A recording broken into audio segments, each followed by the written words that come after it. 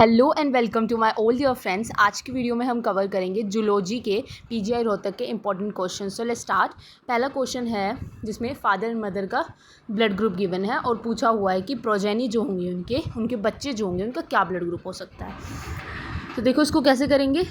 यहाँ पे क्या लिखा है मैंने कि ए ब्लड ग्रुप है फादर का और मदर का क्या है बी। ठीक है, ये मैंने फादर के लिए मेल के लिए साइन बनाया है और ये क्या होगा मदर का। देखो आई बी हो सकता है या आई और आई बी हो सकता है। ठीक है, इसलिए उनका बी ब्लड ग्रुप है। अब जब आप इसको करोगे तो आप क्या देख सकते हो कि हर एक टाइप का ब्लड ग्रुप यहाँ पे हमारे पास आ सकता है ना।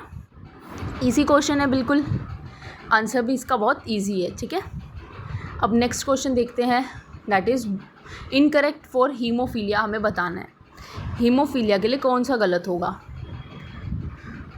सो पहला है in this disease a single protein that is a part of the cascade of protein involved in the clotting of blood is affected. Next में क्या दे रखा है, in affected individual a simple cut will result in non stop bleeding। ये बिल्कुल correct है। Next देखो heterozygous female for hemophilia में transmit the disease to the son। सही बात है बिल्कुल। The possibility of a female becoming a hemophilic is extremely rare because mother of such a female has to be hemophilic and father should be a carrier। देखो ये उल्टा लिखा हुआ है ना। देखो फादर कैरियर नहीं होना चाहिए, फादर हीमोफिलिक होना चाहिए क्योंकि उसका एक भी क्रोमोसोम पे अगर एक्स पे भी अगर या वाई पे भी अगर डिफेक्टेड हो गया तो वो हीमोफिलिक हो जाएगा। ठीक है, और फीमेल कैरियर होनी चाहिए। ठीक है, सो फोर्थ जो है ना वो बिल्कुल गलत है यहाँ पे, तो बिल्कुल सही आंसर यही हो जाएगा क्योंकि इनकरेक्ट पूछा हुआ है ना।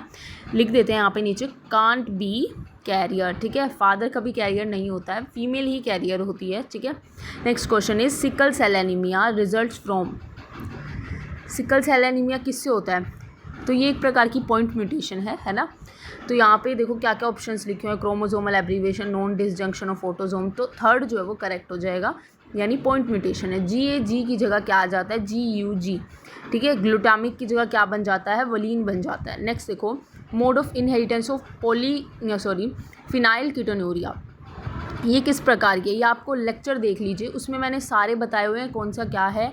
क्रोमोसोमल डिसऑर्डर्स वाला आप देख सकते हो। ठीक है, 2 लेक्चर डाले हुए हैं, आई थिंक तो आप दोनों ही देख लें। ठीक है, आपके लिए सही रहेगा, क्विकली आपका रिवीजन भी हो जाएगा। ठीक है, तो वहाँ पे करेक्ट आंसर फर्स्ट आ जाएगा, डैट इज़ ऑटोसोमल रिसेसिव। ठीक है, मैंने बताया भी हुआ है क्या क्या इसके सिम्टम्स, साइन एंड सिम्टम्स होते हैं। ठीक है, नेक्स्ट देखो which of the following is not a feature of down syndrome. ठीक है, डाउन सिंड्रोम का फीचर जो नहीं है, तो देखो पढ़ेंगे इसमें से। तो यहाँ देखो क्या लिखा हुआ है, फर्स्ट नॉन डिसजंक्शन इन अ ऑटोसोम, सेकेंड लिखा हुआ है affected individual has trisomy of chromosome 21।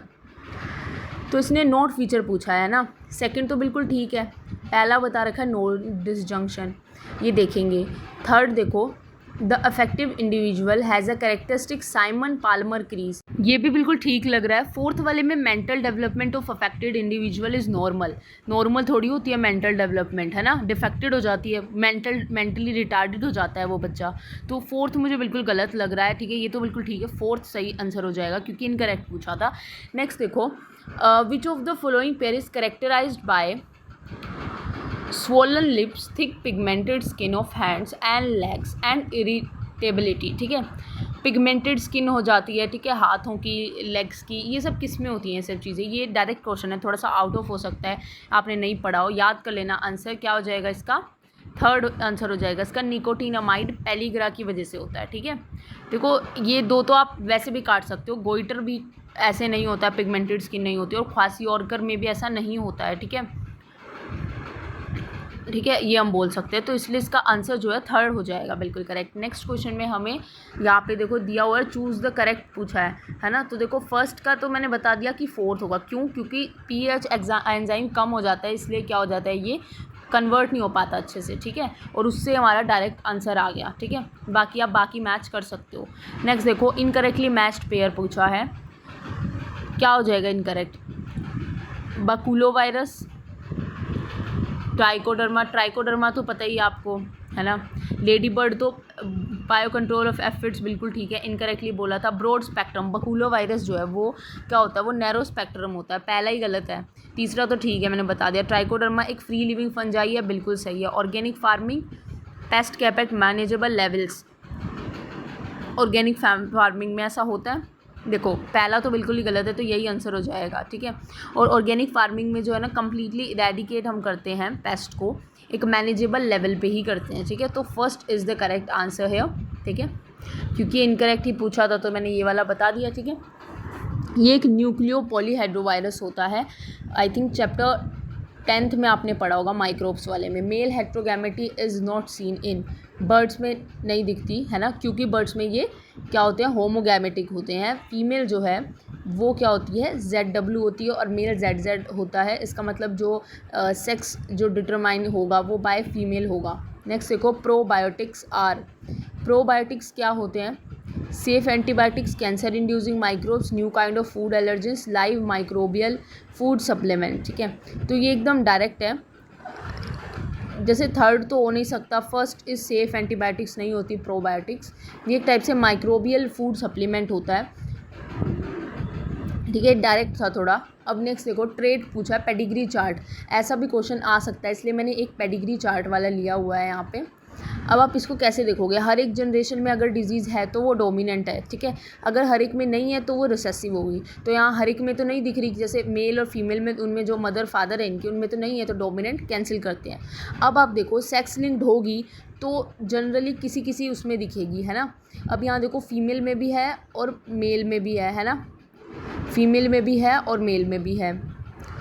तो हम क्या बोल सकते हैं कि ये ऑटोजोमल हो सकती है ना। एक तो डोमिनेंट हम कह सकते थे क्योंकि अगर मेल फीमेल दोनों में है, लेकिन डोमिनेंट ये हो गए नहीं क्योंकि ये हर एक जनरेशन में तो नहीं दिखाई दे रही है। तो फर्स्ट होगा इसका आंसर, जहाँ तक मुझे लगता है। आप कमेंट्स में ज़रूर बताना कि इसका आंसर क्या हो सकता है आपके पॉइंट ऑफ व्यू से। मुझे इसका फोर्थ लगा, बिकॉज एवरी जनरेशन में नहीं है तो डोमिनेंट नहीं होगा, और अगर मेल फीमेल दोनों में ही है तो इसका मतलब ये सेक्स लिंक तो नहीं है, ठीक है।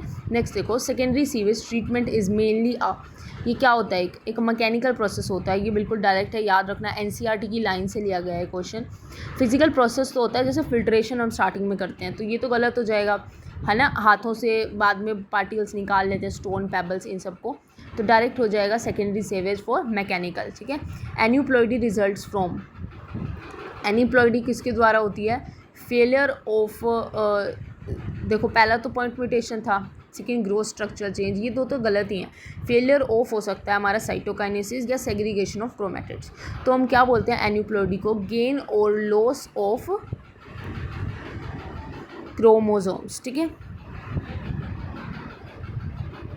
अब ये गेन और लॉस किसके द्वारा हो सकता है, साइटोकाइनेसिस से हो सकते हैं, है ना, इससे हो सकते हैं ना। तो हम इसका क्या आंसर बोल सकते हैं,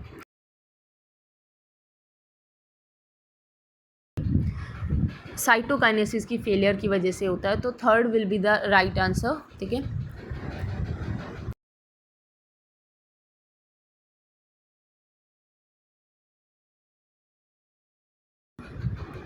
industrial melanism is an example of, ये किस चीज़ का एग्जाम्पल है, इंडस्ट्रियल मेलानिज्म। भाई आपने देखा था मेलेनाइज्ड मोथ होती हैं, पहले क्या होती है ये SO2 पोल्यूशन, मतलब ये पोल्यूशन इंडिकेटर भी होती है ना। तो डायरेक्ट पूछा हुआ है कि ये डायरेक्शनल वो दिखाता है कि पहले पोल्यूशन नहीं थी तो वाइट विंग ज़्यादा थे क्योंकि बार्क लैग थी, और फिर बाद में डार्क हो गई थी, है ना, पोल्यूशन की वजह से। होमोलोगस ऑर्गन्स का ये डायरेक्टली पूछा हुआ है, सिमिलैरिटी किस में होती है, ओरिजिन में होती है। Thorn of bougainvillea and tendril of cucurbita are example of, ये किसके एग्जाम्पल है, याद कर लेना, ये इनसे क्वेश्चन डायरेक्ट पूछते हैं, एवोल्यूशन का है, ठीक है। तो इनके जो है हम क्या बोल सकते हैं कि जो ओरिजिन है ना वो सेम है, बल्कि ये स्ट्रक्चर डिफरेंट बन गया है। तो स्ट्रक्चर डिफरेंट हो सकता है और ओरिजिन सेम है, तो इसको क्या बोलोगे, कौन सा हो गया, होमोलोगस ऑर्गन्स हो गए, यानी कि डाइवर्जेंट एवोल्यूशन हो गया, ठीक है। तो इसका आंसर क्या आ जाएगा, होमोलोगस ऑर्गन्स, सेकंड वाला करेक्ट हो जाएगा, ठीक है। नेक्स्ट चलते हैं नेक्स्ट क्वेश्चन पे। Genetic drift is change of, genetic drift किस चीज़ का चेंज है, gene frequency in same generation, appearance of recessive gene, gene frequency from one generation to next, और नन ऑफ द अबव। तो जहाँ तक मुझे लग रहा है इसका करेक्ट क्या हो सकता है, जेनेटिक ड्रिफ्ट चेंज पूछा है तो जीन फ्रीक्वेंसी का चेंज होता है ये, ठीक है, ठीक है। तो इसका gene frequency in same generation इसका आंसर हो जाएगा फर्स्ट, ठीक है। Thorn of bougainvillea and tendril और ककरबिटा रिपीटेड नहीं है, होमोलोगस ऑर्गन्स आ जाएगा इसका second. Golden age of dinosaurs या रेप्टाइल्स कौन सी होती है? मीजोजोइक, ठीक है। Correct answer is first. Which of the following is a recessive trait for a character chosen bye Mendel in garden pea? कौन सा रिसेसिव है? हमें देखना है डोमिनेंट कौन से हैं। टोल डोमिनेंट है, एक्सियल डोमिनेंट है, वॉयलेट कलर जो फ्लावर्स हैं वो डोमिनेंट है। बस येलो पॉड कलर ही क्या है? रिसेसिव है, ठीक है। ग्रीन पॉड कलर क्या होता है? डोमिनेंट होता है। सीड येलो होनी चाहिए, ठीक है, वो डोमिनेंट हो जाएगा, समझे? तो इसका आंसर सेकंड है, करेक्ट। आज के लिए